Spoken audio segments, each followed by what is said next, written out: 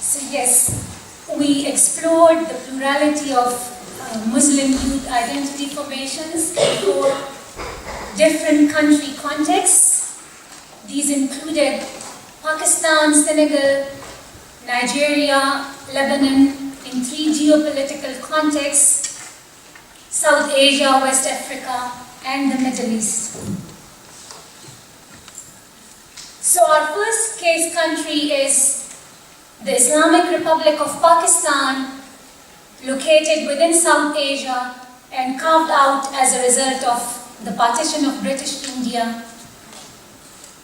The field work primarily was undertaken in the Khyber Pakhtunkhwa province, which is next door to the conflict-affected Afghanistan, and where there are strong religious codes as part of ethnic Pakhtun cultural code. Part of the data was also collected in the southern city of Karachi, and because of the location of the fieldwork, the youth narratives predominantly come from Sunni Pakhtun youth, but also including a small number of Shia Muslims and Christians. Our second country context is the Muslim majority country, but a secular republic of Senegal located within West Africa.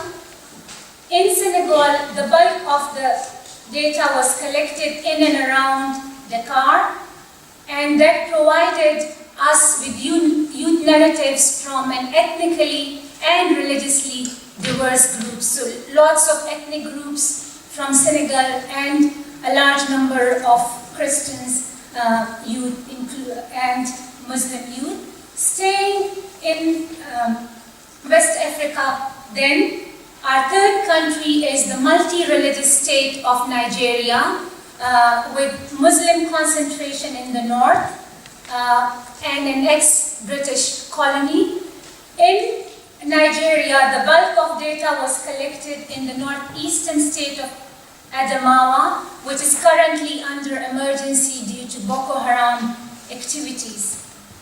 Finally, our fourth country is located within the Middle East and is Lebanon, an ex-French mandate, but which also has been part of the Sunni Ottoman Empire for over centuries.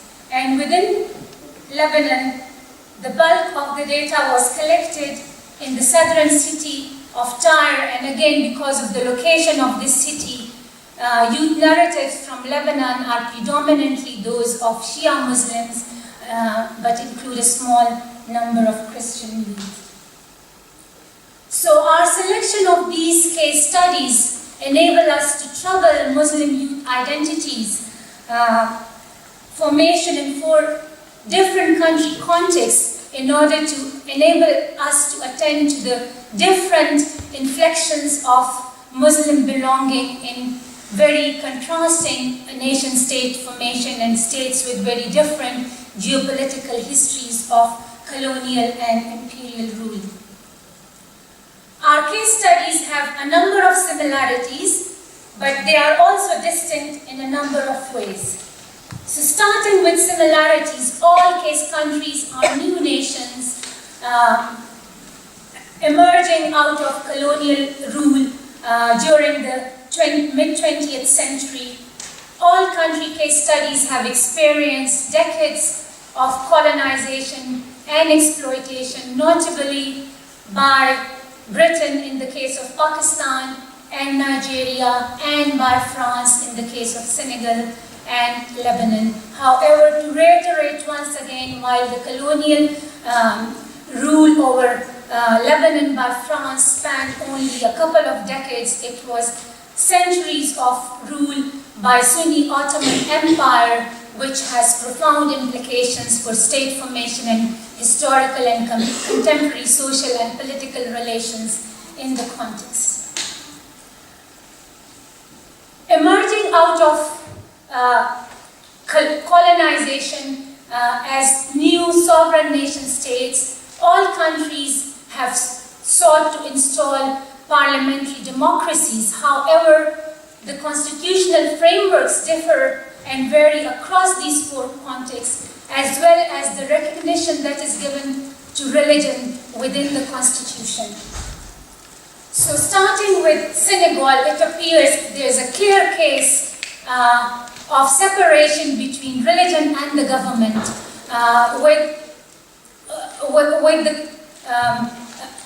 upon independence, Senegalese leadership largely following a secular model of government, following the French secular republic government.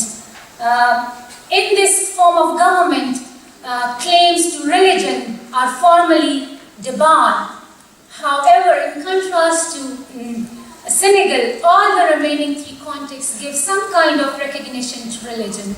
So, within Nigeria, the constitution gives recognition to three different regions in order to accommodate and acknowledge their religious differences. However, it's not a formal constitutional arrangement, but informally, the arrangements are made such so that the Nigerian presidency rotates between Muslims and Christians.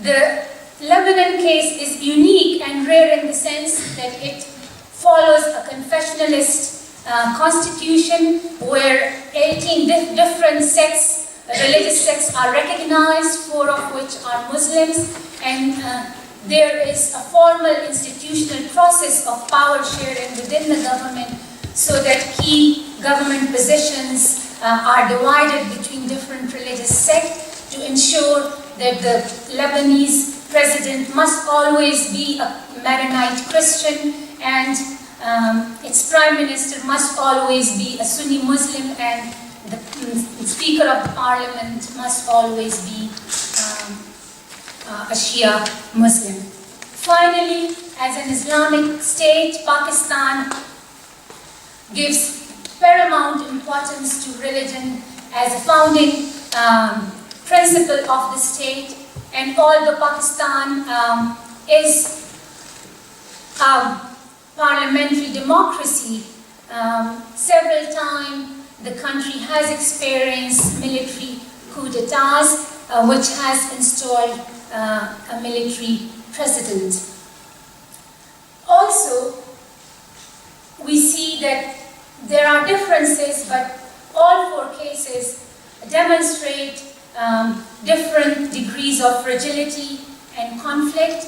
So if we look at the example, compare the countries by the Fragile State Index, which is prepared by the Fund for Peace, we find both Nigeria and Pakistan ranking quite high on that index, but both Lebanon and Senegal also demonstrate fragility because these indices include other social, economic, demographic, and political indices beside conflict.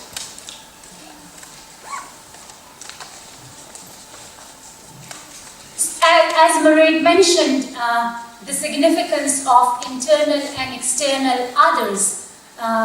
These internal and external others are related to the very different geographies and histories of these 4 countries and has a profound implications for the ways these Muslim youth that we talk to identify themselves and identify others, both external and internal, to their national location. So starting from Pakistan, the struggle for a sovereign Muslim state was fought through political discursive battles, not only against the British state, but also against Hindus and a range of other Muslim groups. The hasty partition of India along religious lines resulted in the largest migration of peoples in recorded history, large-scale communal violence, and the rape of thousands of women.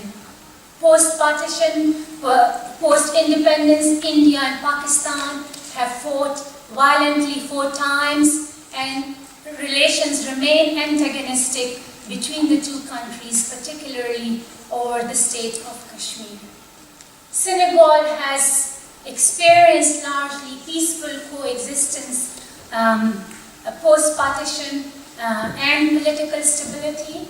However, Nigeria, like Pakistan, has experienced multiple conflicts pre- and post-partition, notably including those against the British colonial administration, secessionist movement in the southeast region, inter-ethnic conflicts in the Niger Delta and other states, and more recently the Boko Haram activities predominantly in the northern states, including Adamawa, where the study was undertaken. And finally, Lebanon. The boundaries of Lebanon were redrawn by France in an attempt to create a Christian majority country in the midst of Muslim majority Middle East, and this has produced fault lines that still affects contemporary social and political relations in Lebanon. Many of you would know between 1975 and 1990, the country experienced a devastating civil war due to these sectarian tensions, but also the intervention of foreign powers, including neighboring countries, Syria, Israel, and Palestine. More recently, the country is affected also by the conflict that's going on in Syria. These 4 countries also offer us some similarities and contrast in terms of the socio-demographic composition. So while the majority, all these countries are Muslim majority, the proportion of Muslims within these countries vary considerably. While Pakistan and Senegal are both Muslim majority, Lebanon and Nigeria are only marginally Muslim. However, the most important difference is the forms of Islam that are practiced within each context. So in Pakistan, while Islam is the religion of the state doesn't define which form of Islam. Nevertheless, in practice, Sunni Muslims dominate numerically as well as dominate the social and political landscape in the country, with Shia Islam only being marginal in state organization and governance and national imaginaries. In Senegal, by contrast, the vast majority of Muslims belong to 4 different Sufi brotherhoods, and despite being a secular republic, 2 of these brotherhoods are quite influential in terms of political influence, but also the ways Islam is understood and practiced in the country. In Nigeria, like Pakistan, Sunni Muslims are numerically and politically dominant, but the country also contains a significant Shia minority. And while in Lebanon, the split between Shia and Muslim is roughly even, the census data is very uneven in the sense that the last census in Lebanon was undertaken in 1932. So now I would call upon Kathleen to explain how we did the research.